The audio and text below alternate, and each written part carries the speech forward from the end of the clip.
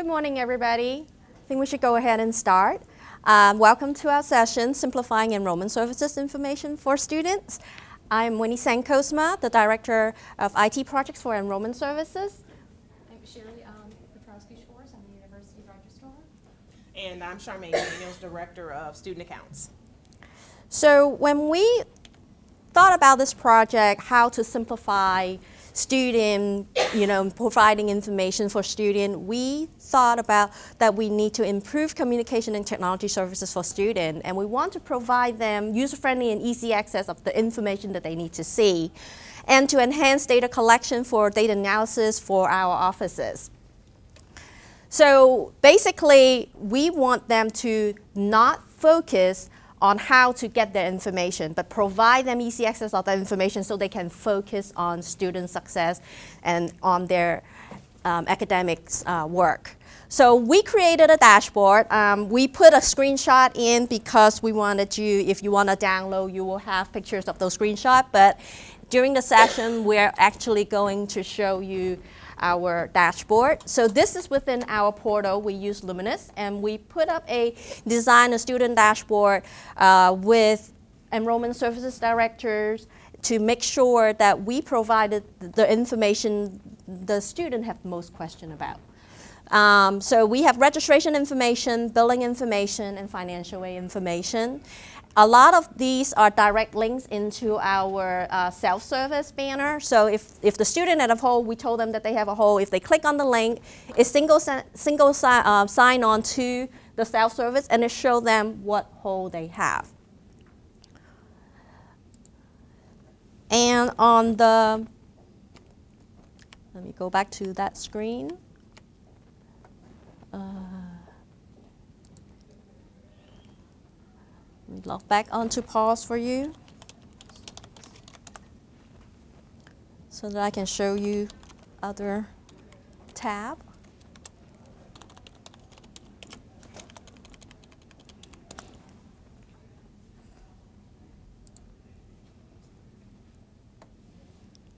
So on the home page, we have all three columns with the information. We also created an enrollment tab.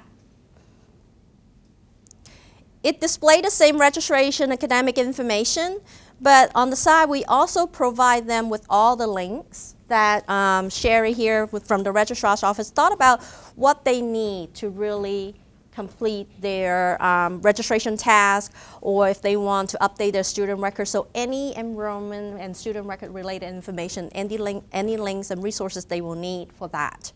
And then financial aid and student accounts got together, and we also provided them the billing and financial aid information and all these other links that students have questions about for accounts information, refund information, sponsor billing, and financial aid information.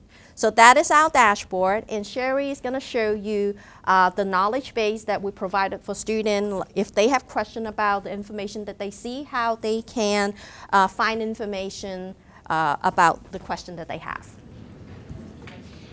In addition to the dashboard, what we found is students not only can see their information, but they have a lot of questions. We have an enrollment services center, and just in the month of August, we end up having about over 25,000 to 27,000 students coming in for assistance, either in person or calls, or what we used to do is emails. And in addition to that, in January, which is our other second busiest month, it's around 17,000. So the volume was very high. So they can see on their direct information signing into the dashboard, but we also allow them to search for answers on the knowledge base. Let me log into this.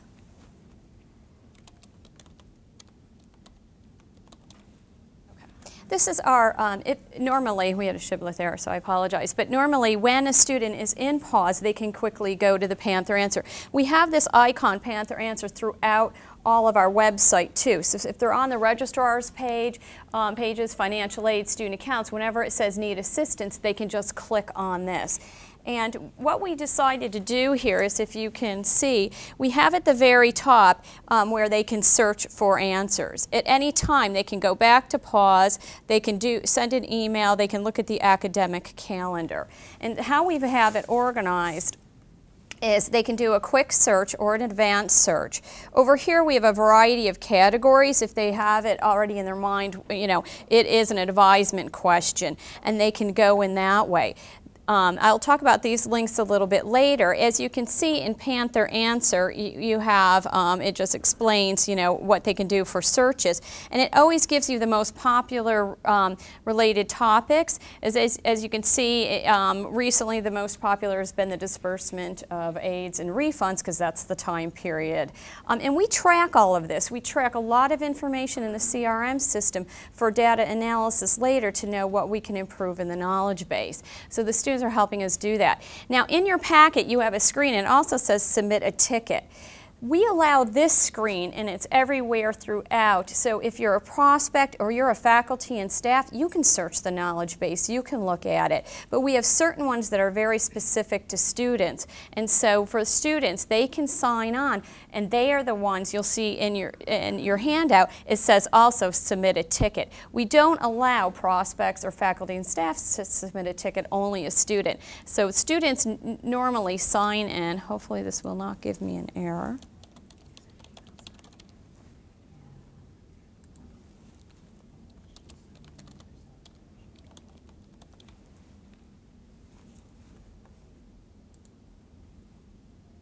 Okay, and see, now you can see ask a question. So the students can ask a question at any time, or they can do the search and do the various links. So right now, just as a quick demonstration, because I know we're short on time, I'm just going to search, I don't know, how am I spelling this right? I can't see the screen from this angle. How do I change my residency status? I can't see what I'm typing up there. You need to put. It's at an angle I can't read it, but let's see. Yep. Okay. So if you can see up here, you've got all related questions that come out concerning resident status, and there's a lot of them. The students can click on them, they can go back to them, and for instance, I'm going to click on the first one, and as you can see, it gives you, oh, that's not the one I want. What did I get? Marital status system change. Normally you get residency, I don't know why this one came up, residency question, and then you will get also, was this helpful, so they can rate it, the related topics. They can subscribe to this, so anytime there's a change to this, it'll let them know there's been a change to the policy. They can also print it or email themselves. Okay, so that's just a quick example of the search. Now, if they're going to request assistance, say they want to ask a question, and this will go to the Enrollment Services Center. It begins showing them general information, and any time we can update this and put announcements, so we can tell them wait times are a little bit longer, or the best way, or any announcements that we have during a certain time. So we can add to this at any time. It shows the student information, and it defaults, we track them by whether it's phone, a web request, a ticket, or in person, but it defaults to web because they're doing it on the web. And we have general categories, financial aid, registrar, student accounts, and other. We then have, when we're on the phone or in person, we collect much more, but we didn't want a lot of steps for the students. So I will pick, you know, tuition classification, residency.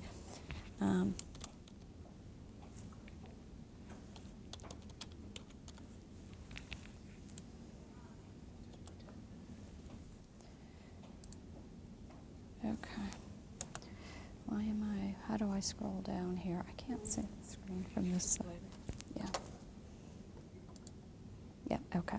So as I typed in residency, as you can see, it will give them, again, all of the questions. We didn't want students to just go submit a ticket and bypass the knowledge base altogether. The whole idea is to give them the information at their fingertips and to have this information and to provide more timely service to them.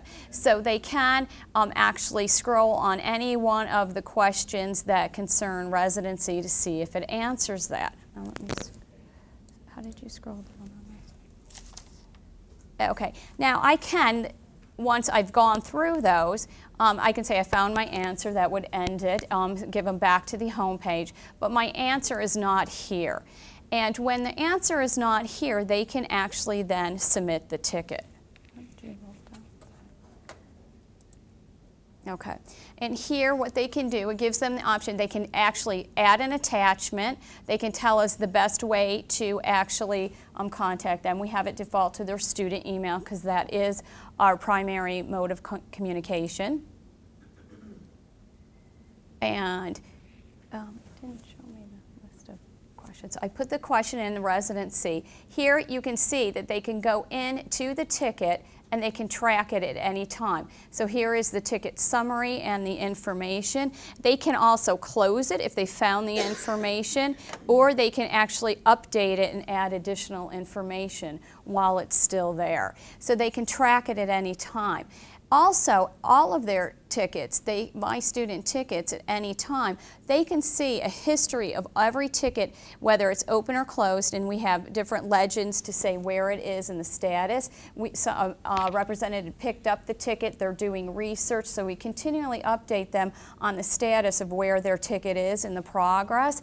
And at any time, they can research these if they have the same question. So it lists the history. They can go back into them, re-look at the answer. Say they looked at it, they forgot what the answer was 2 days later. It is always here for them. They have their subscriptions. Again, they can subscribe to different knowledge base articles. So when they're updated, they get the updated information.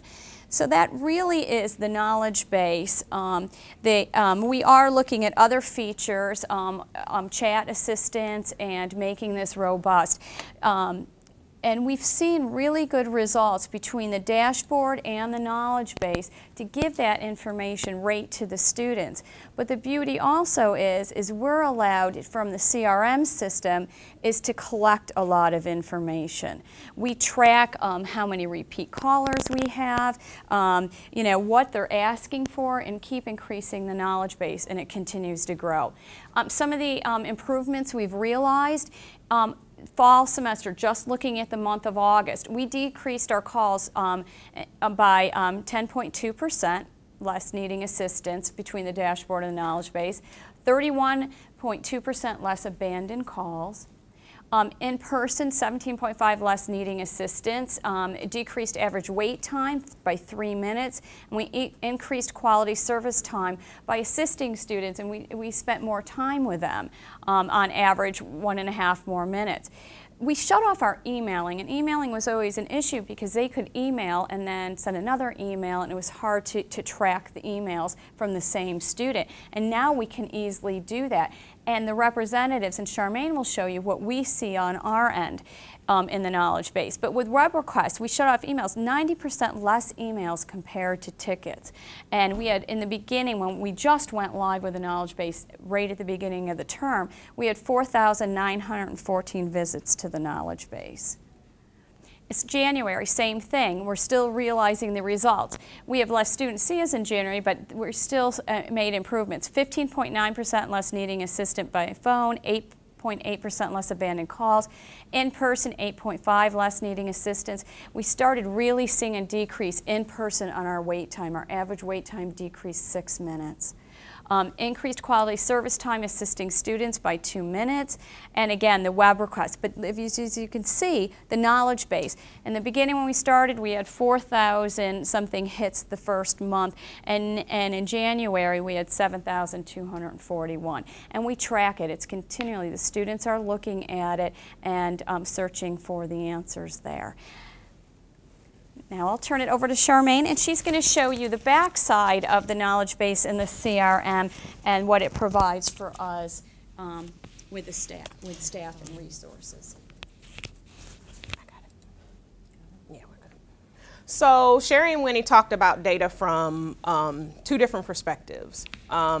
From the dashboard that we give students information, which is pretty key. It's been very successful for us to give them sort of real-time, valuable information. And then Sherry talked about the knowledge base where the student is also searching out information, and so we've answered questions or anticipated the questions that they have.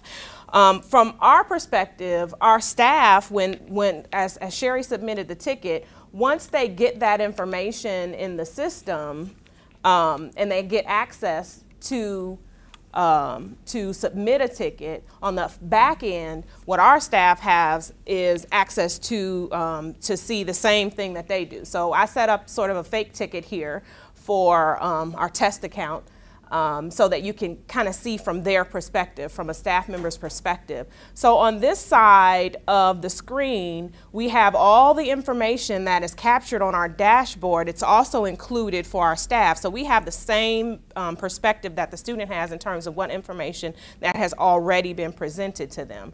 And so if you can see here, there is just their demographic information, some academic information here, including credit hours, different things. We also know who their academic advisor is. So if there's an issue that we need to connect them to their advisor, we have that information. We also have financial aid details. So it'll tell about all of their requirements, what their aid award is, how much they have, how much has been paid out. And then student account information, so we know what their current balance is. We also track or display what the student's current refund preference is, so we know what that is and what the last refund was. And we also see whether or not they have any waivers or any sponsor billing contracts. So we have this valuable information that the student has on one side, and then we allow the staff to collect information, as Sherry mentioned. So we track specific details about the issue. So what is the problem? Why are you having a problem? And that information is captured, and we, from a management perspective, there's a couple things that we can do with that. On one end, so I'll show you quickly, on one end, for me, I can go in and see today just a high-level overview of what people are calling about. If I want to know yesterday or just this week, what issues are people calling about? This gives me the opportunity on a high level to see, okay, what potential issues are there that we can address them very quickly. What this also gives us an opportunity to do is to anticipate trends. So we can see what the trends are because we're capturing this data over time, and then we can see where the peaks and valleys of different particular subjects. So, you know, it's tax season. So for my office right now, we're looking at 1098T issues. That's what's going on in our office, and we know that happens around this time of the year. But so we can look at this information, and this dumps into an Excel spreadsheet that we can use. I'll show you a little bit of a drill down. So we look at the high level, and then I can click on any of those links here that you see are highlighted. I'm not going to do that in the live system, but I took a screenshot of some of those issues, and then I can actually go drill down into the ticket and see what the issue was, get more detail about it. And this, like I said, as a manager, for me and my management team, what we do, we actually take quality samples, we look at this data, we try and figure out, are there operational bottlenecks, are there issues that we need to go in and address either right then immediately, because we meet on a weekly basis, or, you know, looking at the data that we collect over time, what can we do to relieve some burdens on the students? And because ultimately in enrollment services, we don't want to be a barrier to student success. So we want to make sure that our processes, our operations are supporting them, which is what and especially in student account, our mission is to support them in their academic endeavors. So we don't want to become a barrier. So this is completely transformed the way in my office that we can anticipate issues and plan for the future. Those kinds of things are just invaluable in terms of what information you get. You can see how many times a student is calling about the same issue. I mean, it's amazing to see the trends and the behavior of our students. So you can go and look at one individual student and see they might have called in 5 times and got the same answer from 5 different people, but they still, you know, checking. Are you sure? You sure? Let me just check another person just to make sure that you're on your, you know, you're on top of your P's and Q's. So it's very valuable information that, and I look forward to continuing continuing to gather this information and have it over time so that we can just continue to improve and innovate in terms of our processes. So we'll open it up for questions now. Does anyone have any questions regarding these processes? Are these, can you use, or do you have a system that you use for admitted students that's like this system? Or students who are not students yet? Yeah, the prospective students. The knowledge base, anyways, when I showed you the one screen, when you don't see the screen that says submit a ticket, that is for prospects, it's for faculty, staff, anybody can search the knowledge base. And how we set it up is you have like service level agreements, they call them in the system, for different audiences. So we say, this is for prospective students. So they don't see all the articles related to certain student ones. So we kind of mapped what is a prospect, but a student will see even a prospect articles, because what if they're an undergraduate student thinking of now applying for a graduate degree here because they're almost finished with their undergrad or what have you. And so we open up, so it's you can really, the system is flexible where you can set it up. What software package? The knowledge base and the CRM is with Parature. And it's a hosted, it's a hosted environment. System. One of the beauties of the system, and Charmaine touched on it, and we have limited time, we could show you a lot more, is it's really robust in the reporting. And I think not only giving, there's two advantages of the system, giving the students with a dashboard and the knowledge base quick and easy access to the information they need, particular to them, and for them to tailor down to specific questions, and then submit tickets for service. But the knowledge base is giving us in the CRM so much more information about our student behavior that now we can anticipate that, okay, so many have questions about this. We know what the questions they asked, what articles they searched, and why didn't the knowledge base answer the questions, so we can make them more robust. But in addition, we are now going to be doing calling campaigns ahead of these trends, particularly to students we know that maybe on a tuition assistant waiver and they always seem to have questions or whatever. So now we can reach out to them and do calling campaigns to those students and do some more reach out in that respect.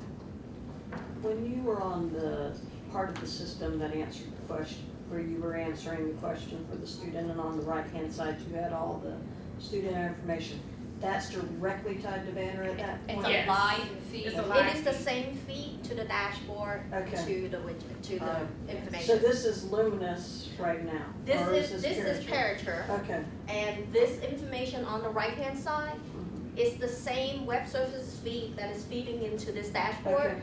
We just repurpose the web service and feed it into both systems, and we want to make sure that they are the same information. Right. And it is live. Yes. When, say, I'm a representative and I'm in the call center and I pick up the phone, I'm talking to the student, I put their Panther ID in, it immediately comes up with a widget. So I know, and it helps us better serve the students. I'm not just telling them what they called for. Oh, you called about residence. By the way, did you know you have a whole bit of block registration, and registration opens in 2 weeks.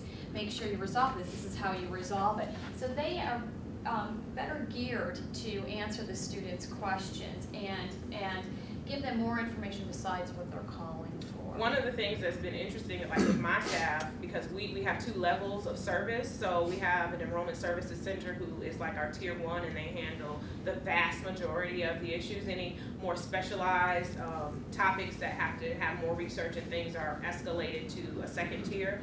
And one of the things when my staff go in and they look at, you know, the information and they resolve the ticket, that they're looking at the same thing. So for example, we can see, oh, your last refund was, you know, fall 2012. Have you updated your direct deposit enrollment since then? You know, those kinds of things, so that we can kind of, you know, anticipate what an issue might be, so that when it comes time for the refund, they're not, dealing with something being rejected because they haven't updated it. So it really empowers our staff, one, which they absolutely love, because who doesn't want to be able to get a student issue and handle it right then and there and resolve it and have the student say, oh, you know what, thank you so much for that help. And so that's, those things, it kind of gives them the power to really be the advocate for the students. And what the system allows us to do, you'll see at the bottom the history. So say a student came in person or called and spoke to one representative. And that representative, because we do have an enrollment services center that handles, it's the first tier. They know it's a much more complicated student account issue. They're going to refer it to student accounts. But what's nice is anyone now, we can electronically forward the ticket in the CRM to student accounts. But they can see, when they open it up, the history of every conversation, what the representative told them, what the student had originally asked, and what was captured. And so it allows different staff to work together with the student to really help them, and you can see the history. The other thing that's, I think, really great about this is that our staff also have access to the knowledge base. So we want to increase consistency of responses and answers. And so if I go and I'm a staff in my office and I go to solve this and I see what the question is, I can click a link and I can do the same search for any issue and find, okay, is this the question, and then what I can do here is just insert the text right from the same knowledge-based question. And then add. And then it adds the text right there, so I don't have to think about typing or typos or any issues. And then once I've got the answer, I can solve it. I'm gonna cancel it just in case I need this ticket later. But so they have the same knowledge base that our students have access to. We can, our staff can get access to it. And we also have the ability to have internal articles, so that if there's something we don't have that's a policy or type of thing, they can search for those types of issues too, and they can have that as a resource. So it's sort of like a all-encompassing resource for them to be able to access and different things to assist with the students. All right.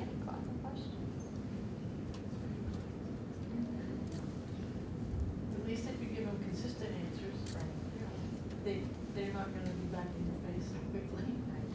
Yeah, and that's a behavioral issue, and I mean, it's really something about changing the culture of how students interact with us. And if they come, to my office and they get the same answer that they got when they talked to the initial enrollment services person, that's going to improve their confidence. They're going to say, okay, I'm not going to try and go around the circle and talk to 15 people because they're going to give me the same answer.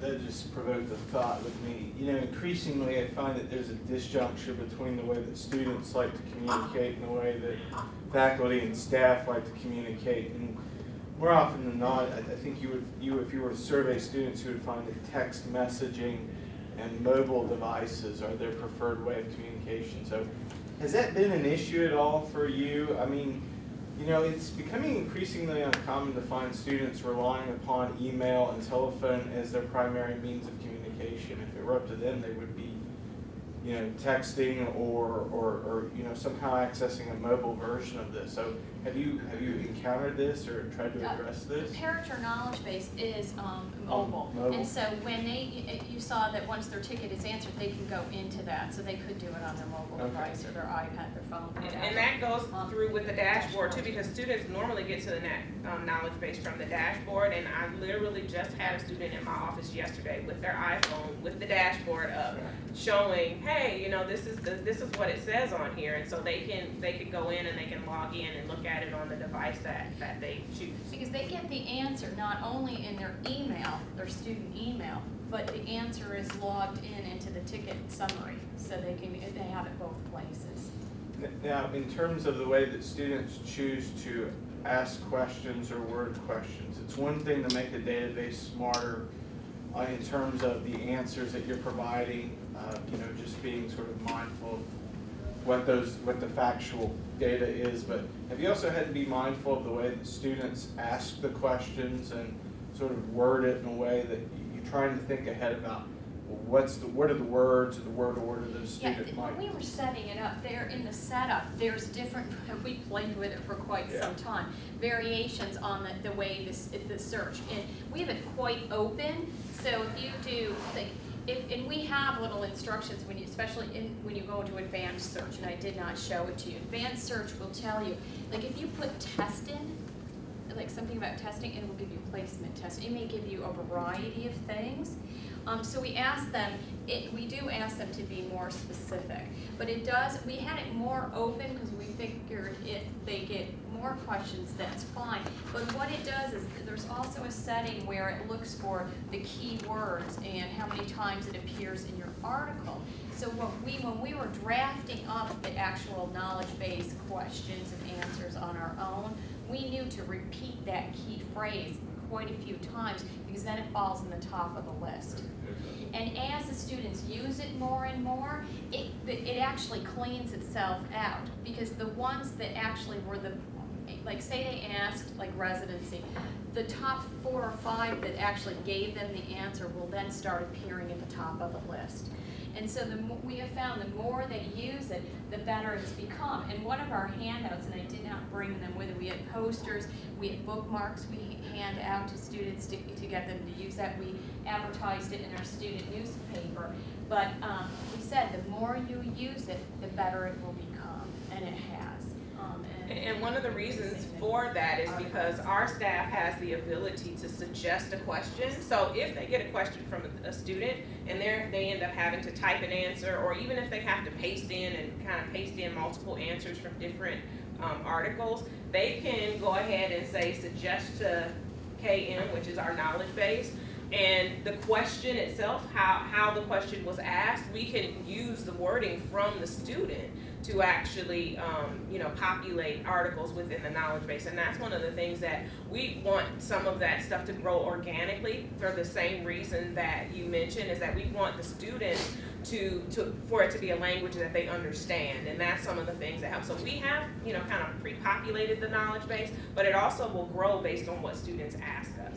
And we have a team that works on it together. Representatives from student accounts, financial aid, and the registrar's office meet once a month, and they go through this type of data to make it more robust. Yes, back to your question about texting, whatever you submit the reply to the student, can that come in the form of text versus them having to log into either email or to the database to see what the answer is, or just get a tick number in the response? We can set it up that way, but we haven't. We don't have a policy right now that we will be texting students as a whole. A lot of times texting is associated with cost. And the student might not want to incur that cost. Based on the reporting structure of this, have you found that you've changed alert messages to the students in any way, shape, or form, or the timing of messages, or added messages to students when you see a certain amount of questions being asked and you go, oh, we need to send a message to the campus or anything like that?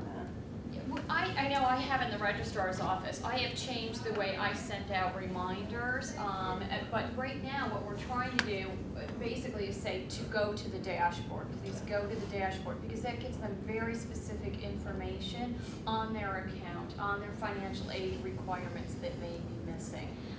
But we are getting into that as we look at the data. But really we're saying go to the dashboard first, and then from there we'll be tailoring. One interesting thing about that is that sometimes that there are issues that surface that are not that don't arise from our specific areas. Let's say, for example, it's a housing issue or something that comes up, and our staff works together and say, hey, we got this many people calling about some sort of issue, and sometimes that's how we find out about things. And so we have often in the past have worked sort of like calling housing and saying, hey, we're getting these issues, and working with them to get communication out about whatever the situation is. And so that has been very helpful, because now we can see, okay, yeah, we really haven't gotten this many calls about this issue before in one day or between 2 days. And so that we had an issue with our 1098T presentment where students were having them come up blank,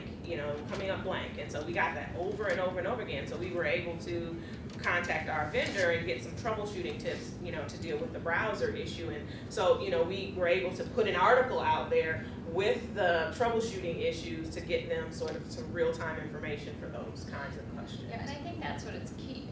You know, in the past, if you didn't have this collected in one place, you have staff on the telephone, staff and in person, and then they start talking. A lot of people have called me about this. A lot of people, right now, we have staff that are monitoring it, the supervisors in our area, and they're like, wait a minute. I mean, it's almost immediate that something is an issue with a system or a process, because all of a sudden you visually see that this is the inquiries that are coming in, so you can troubleshoot much quicker. And as I said, we can put announcements up at any time.